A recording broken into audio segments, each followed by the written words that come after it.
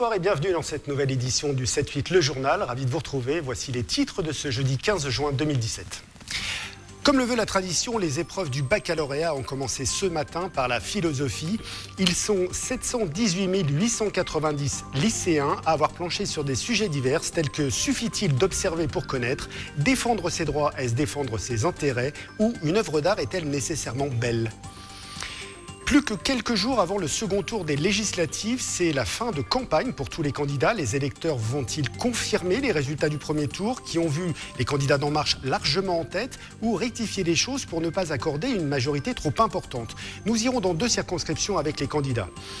Une carrure de rugbyman et un grand cœur, l'association de bénévoles Côté Ouvert organisait son 6e tournoi 7 de cœur, 2 jours de rugby au profit d'associations caritatives. Après avoir attiré 4000 personnes en 2 jours sous un soleil estival, le tournoi s'apprête à reverser près de 60 000 € à 6 associations.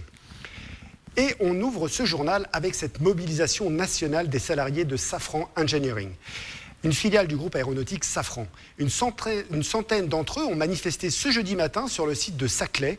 Ils protestent contre la vente de leur société par la maison mère et le manque de transparence du groupe sur ce projet d'opération financière. Je vous propose d'écouter Sifat Lee, délégué du personnel de Safran Engineering Service sur le site de Saclay. Notre désir de nos salariés, c'est rester dans le groupe. Donc les slogans que vous voyez là derrière, c'est un non à la vente.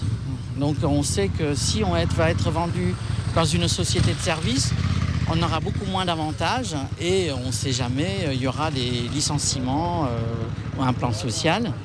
Donc voilà, donc les salariés expriment leur attachement au groupe. Si vous voulez, au niveau bureau d'études, je pense que le groupe ne sent pas leur métier de base. Ils recentrent leur métier de base, c'est la fabrication des pièces moteurs. Donc tout ce qui est études, engineering, ils veulent sous-traiter. Le baccalauréat 2017 a débuté aujourd'hui par la traditionnelle épreuve de philosophie. Dans les Yvelines, ils sont 18 170, toutes filières confondues, à avoir travaillé pendant plusieurs mois pour tenter de décrocher le précieux sésame. Notre journaliste Michael Elmidoro s'est rendu au lycée polyvalent Émilie de Breteuil de Montigny-le-Bretonneux. Ce jeudi 15 juin à 7h45, devant les portes du lycée Émilie de Breteuil de Montigny-le-Bretonneux, ces étudiants en terminale sont tous venus avec une convocation dans les mains et une bonne dose de stress dans leur sac pour passer leur baccalauréat. Au total, ils seront 301 élèves, toutes filières confondues, à plancher sur la première épreuve, la philosophie. Je suis chaud. La philo, j'avoue que j'ai pas trop révisé. Mais bon, j'ai du talent. Je suis un garçon talentueux. La philo, c'est décontracté un peu. Si je loupe cette épreuve-là, je pense qu'en bac, il se loupe aussi. Donc, mais bon, ça va aller. Une fois dans l'établissement, les élèves sont répartis dans une vingtaine de salles. À 8h, les couloirs qui grouillaient d'étudiants sont désormais déserts pour laisser place à la concentration. Une atmosphère studieuse que la direction du lycée connaît bien. C'est quand même un examen important. C'est d'une certaine façon la fin de leur scolarité pour beaucoup. Mais bon, ils y sont préparés tout au long de l'année, donc il n'y a pas de raison que ça se passe pas bien. Après la distribution des copies, les élèves ont pu disserter pendant 4 heures sur la raison, le droit, la liberté, l'art et la culture. À la sortie, premier bilan. Je pense que j'ai fait quelque chose d'assez correct quand même. Je m'en suis pas trop mal sorti, donc ça va. Je pense que 11-12, je pense que c'est assez objectif. Au début, j'ai lu le texte, j'étais un peu paniquée puisque j'avais pas du tout compris. Mais après, je l'ai relu 2-3 fois. Après, j'ai fait un brouillon. C'est la première fois de ma vie que j'ai fait un brouillon et ça m'a plutôt aidé. Du coup, faites des brouillons. Un nouvel ascenseur émotionnel est programmé pour ce vendredi 16 juin. La 208e édition du baccalauréat continuera avec les épreuves d'histoire-géographie pour les filières générales. Politique maintenant, avec dernier jour de campagne pour les 2 candidats de la 11e circonscription. Qui pour succéder à Benoît Hamon, député sortant, battu dimanche soir? De la candidate de La République En Marche, Nadia Hay, arrivée en tête, ou de Jean-Michel Fourgousse, le maire d'Elancourt? Reportage. Dernière réunion publique pour Nadia Hay, comme à Fontenelle-Fleury, ce mercredi 14 juin. Beaucoup de monde pour venir écouter celle que personne ne connaissait il y a encore quelques semaines. Lors de sa campagne, elle a privilégié le terrain et cette soirée est encore l'occasion d'aller à la rencontre des électeurs pour se présenter et rappeler son programme, celui du président Macron. Celle qui, élue, sera surtout présente à l'Assemblée pour y voter les lois, ne souhaite pas pour autant se couper de sa circonscription. J'ai donc décidé de créer une plateforme collaborative et citoyenne. Et cette plateforme permet aux habitants de la circonscription de se prononcer, donner leur avis, des propositions ou tout simplement exprimer des attentes sur les priorités qui sont celles de la circonscription, donc qui sont au nombre de 5. Et cela me donne l'occasion d'échanger avec eux, donc d'obtenir leur retour, leur ressenti, leurs propositions, leurs attentes et d'y répondre de manière concrète. Elle est opposée à Jean-Michel Fourgousse. Pas de réunion publique pour ces derniers jours de campagne, mais du tractage comme à la gare de Fontenay-le-Fleury. Le candidat sait que le siège sera difficile à gagner, alors il durcit ses attaques contre son adversaire, lui reprochant de ne pas vouloir débattre avec lui et de jouer sur le communautarisme. Élu local, il fustige ses probables nouveaux députés inexpérimentés. Un député doit faire les remontées terrain, c'est-à-dire qu'il connaît sa circonscription et quand il y a une loi qui arrive, il doit l'amender et l'adapter aussi par rapport à sa circonscription, de dire ça ne marchera pas chez nous, pourquoi, voilà. C'est ça le rôle d'un député, c'est pas de vendre le gouvernement. Il y a déjà un préfet qui est le responsable local du gouvernement. C'est pas un député, il est là pour faire l'équilibre. Donc il faut absolument rééquilibrer, à mon avis, à l'Assemblée nationale, parce que là on est engagé dans un étouffement de la démocratie et c'est toujours dangereux. Lui met en avant son expérience et rappelle ses résultats au niveau local. Il espère encore un sursaut des électeurs de droite qui s'opposeraient à une trop forte vague Macron ou tous ces électeurs démotivés qui ne sont pas venus voter. La campagne pour le second tour des législatives qui se poursuit aussi dans la 12e circonscription, qui voit s'affronter le député sortant républicain David Douillet et la marcheuse Florence Grandjus, arrivée en tête dimanche dernier. Chacun d'eux est très présent sur le terrain pour récolter toutes les voix nécessaires. Reportage Camille Lambert. Bonjour madame, je vous reconnais, vous allez bien? C'est sa première campagne, mais Florence Grandjus semble parfaitement à l'aise au contact des passants. Le 11 juin, la candidate de La République En Marche est arrivée en tête des résultats dans la 12e circonscription des Yvelines. Mais derrière ce sourire confiant se cache une victoire modeste.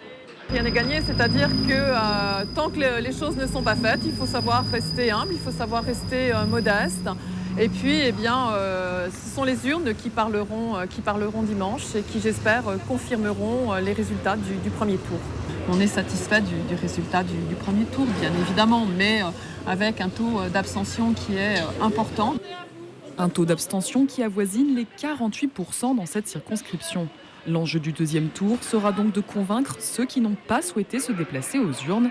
À Poissy, le républicain David Douillet poursuit sa campagne. Il a récolté moins de 28% des voix au premier tour. Un résultat décevant, mais le député sortant reste combatif. La stratégie pour ce second tour, c'est d'être le plus possible sur le terrain pour essayer de faire comprendre qu'un parlementaire, ce n'est pas qu'une étiquette. C'est aussi une personne. Voilà, une personne qui doit avoir les qualités pour représenter son territoire. Dans une démocratie, le phénomène d'avoir une opposition est quelque chose de sain et d'obligatoire. Quelle que soit sa taille, mais une opposition doit être présente pour remettre en question les choses. Moi, je suis quelqu'un qui se bat pour mes idées, qui se bat pour mon territoire et je m'y suis tout le temps pleinement investi et je me battrai pour lui jusqu'au bout. Un deuxième tour qui s'annonce difficile, mais malgré leurs différences de programme, les deux candidats s'accordent sur un point, que les électeurs se mobilisent dans les urnes. Pour finir ce volet sur les élections législatives, nous sommes allés recueillir les réactions des différents maires de Saint-Quentin en Yvelines suite aux résultats du premier tour. Des surprises, des inquiétudes quant à la composition de la prochaine Assemblée nationale. Réponse Nicolas Dandry. Face aux résultats du premier tour obtenus par les candidats de La République En Marche, des maires saint-quentinois sont inquiets pour le débat démocratique. Aujourd'hui, c'est un mouvement qui est derrière le président de la République et qui lui donne une carte blanche dangereuse démocratiquement parlant. Donc ça m'inquiète à ce niveau-là. Je crois que la démocratie, notre 5e République, est une démocratie qui a besoin, je dirais, d'une contestation constructive et en tout cas d'un débat. Ce dont on s'aperçoit, c'est surtout en fait que le grand vainqueur, c'est l'abstention. Aujourd'hui, on voit bien, on est dans une véritable crise démocratique. Puis il y a ceux qui ont été surpris par cette vague balayant les partis politiques traditionnels. Alors je suis bien sûr, comme beaucoup de Français, surpris par le phénomène En Marche. Je ne pensais pas, je savais qu'on aurait quelques surprises, mais à ce point-là, je n'imaginais pas. Et ça se passe partout en France. C'est un vrai paradoxe qu'on est en train de vivre, parce que je crois qu'au fond, les Les gens se sont battus contre la loi El Khomri, se sont battus contre la loi territoriale. Je suis très surprise sur les Yvelines, par contre, que tous les députés sortants issus des Républicains, voire de l'UDI, soient en difficulté partout. Et en cas de victoire des candidats de La République En Marche dans les circonscriptions de l'agglomération, les élus locaux vont adopter plusieurs attitudes, avec une volonté plus ou moins importante de travailler avec leurs députés. En tant que maire, je me trouverai toujours dans une position de construction. Je travaillerai et j'aurai la même exigence avec le député qui représentera la première circonscription. Et je pense qu'un député sera aussi obligé de travailler avec le maire de la deuxième ville de cette circonscription. Un député, c'est quelqu'un qui a été élu par les citoyens. Et moi, je suis très démocrate et bien évidemment, nous travaillerions avec cette construction. Mais en même temps, il va y avoir du temps parce qu'il faut apprendre à connaître la circonscription. Enfin, moi, en tant que maire communiste et avec les élus communistes à la région, au national, j'espère, on portera nos exigences avec la députée En Marche comme avec tous les autres. Il y a des problématiques à Voisins, surtout en termes de circulation. Donc les deux candidats en lice se sont engagés à nous aider sur ces problèmes-là. Donc j'aurai à cœur de travailler vraiment dans la proximité avec le prochain député, quel qu'il soit. Prochaine étape pour ces maires issus des mouvements politiques historiques, les élections sénatoriales. Prévues le 24 septembre prochain, elles pourraient permettre de faire émerger une opposition dans la Chambre haute du Parlement. 4 ans, ça se fête. L'Happy Hour Business Club, le club d'affaires saint-quentinois, a célébré en grande pompe son anniversaire ce mardi 13 juin au circuit Beltoise de Trappes. Au programme, une exposition, des tours de circuit, des stands pour mettre en relation les entreprises du territoire. Un reportage de Mickaël Elmidoro. Les smartphones ont chauffé ce mercredi soir au circuit Beltoise de Trappes. Comme depuis 4 ans, le Happy Hour Business Club a fait le plein, mais cette fois-ci pour son anniversaire. Ce club d'affaires qui propose chaque mois des conférences sur le territoire de Saint-Quentin-en-Yvelines a organisé une grande soirée pour permettre aux entrepreneurs de se retrouver après le travail. Objectif, les mettre en relation.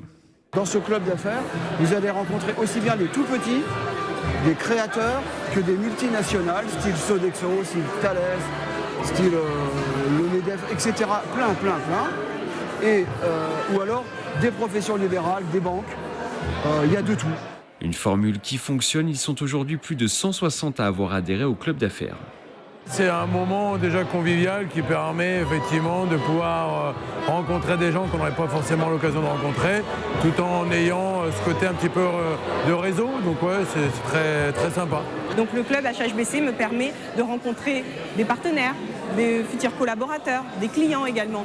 Mais c'est surtout de ne plus être isolé dans ce milieu entrepreneurial où on est souvent confronté à la solitude. Donc c'est important, ce genre de clubs sont vraiment très importants. La prochaine réunion du club sera programmée en septembre au Golf National de Saint-Quentin-en-Yvelines. Le rendez-vous sera centré sur la conférence « Comment maîtriser sa mémoire d'éléphant ». La carte d'abonnement à l'année est de 200 €. C'est déjà la fin de ce 7-8 le journal. Merci de nous avoir suivis. Tous nos reportages sont à retrouver sur tvfil78.com ou sur l'application TVFil78. Bonne soirée.